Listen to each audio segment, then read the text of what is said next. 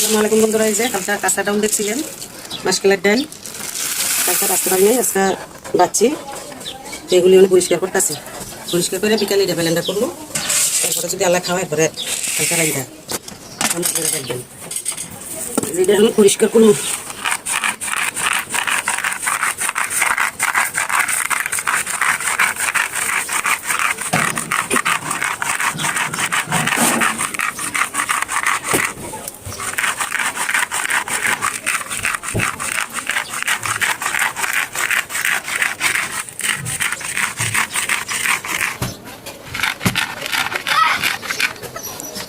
দেখেন বন্ধুরা কি সুন্দরভাবে হয়ে যাচ্ছে শুকাগুলো।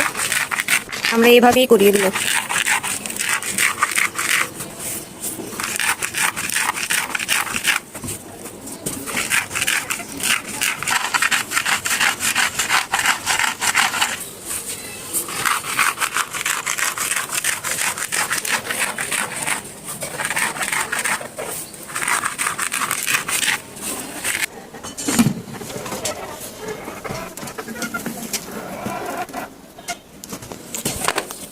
এই যে বন্ধুরা এইভাবে আমরা সবগুলো ডাল চুলে দিব।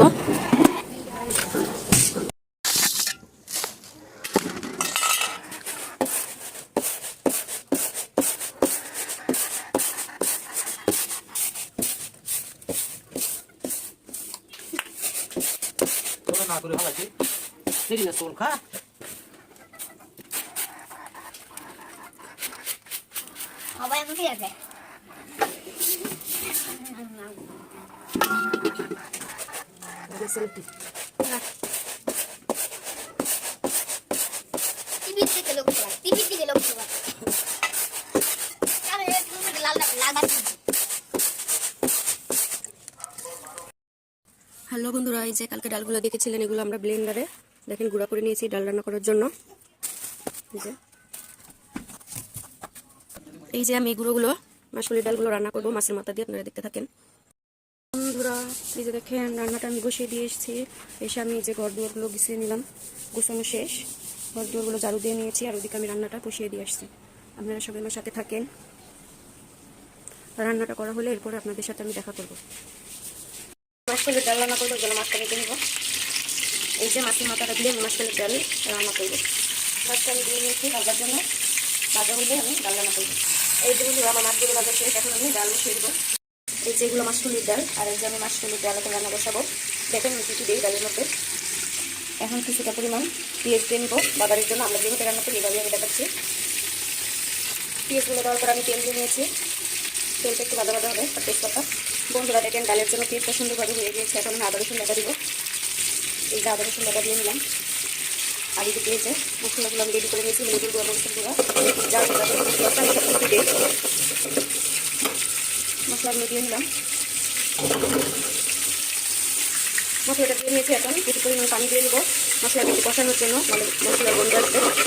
মশলাটা কষানো হয়ে গেলে আমি এই যে মাছের মাথাটা ভেজে রেখেছি, এই মাছের মাথাটা আমি দিয়ে দেবো। মশলাটা দেখে ভালোভাবে কষানো শেষ, এখন আমি মাছের মাথাটা দিয়ে নেবো। এই যে মাছের মাথাটা দিয়ে নিয়েছি, মাছের মাথাটা একটু হবে। তারপর আমি এই ডালগুলো আমি পানির সাথে মিশিয়ে পানি দিয়ে নেবো। পাতলা ডাল যেভাবে আমরা রান্না করি এইভাবে পানি দিয়ে দেবো। বন্ধুরা এই যে ডালটা এখন আমি পানির সাথে মিশিয়ে নেব। পানির সাথে না মিশিয়ে নিয়ে তাহলে পরে চুলার মধ্যে দিলে ডালটা চাকা চাকা হয়ে থাকবে। এইভাবে আমি হাত দিয়ে পানি দিয়ে দেখেন মিশিয়ে নিয়েছি। এই দেখেন আর কোনো গোটা নেই বন্ধুরা। এই ডালটা যেমন খেতে মজা, তেমন করতেও অনেক সময় লাগে, অনেক কষ্ট।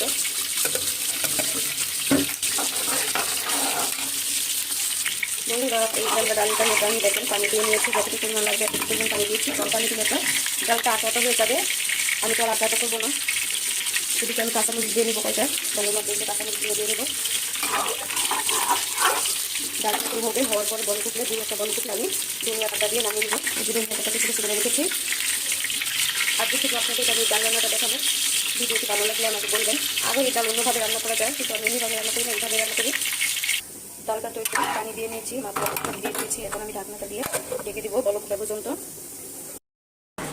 হ্যালো বন্ধুরা, এই যে আমার ডালটা হয়ে গেছে। এখন আমি যে পাতা দিয়ে নামিয়ে নেব। ডালের মধ্যে যে ধনিয়া পাতা দিয়ে নিলাম।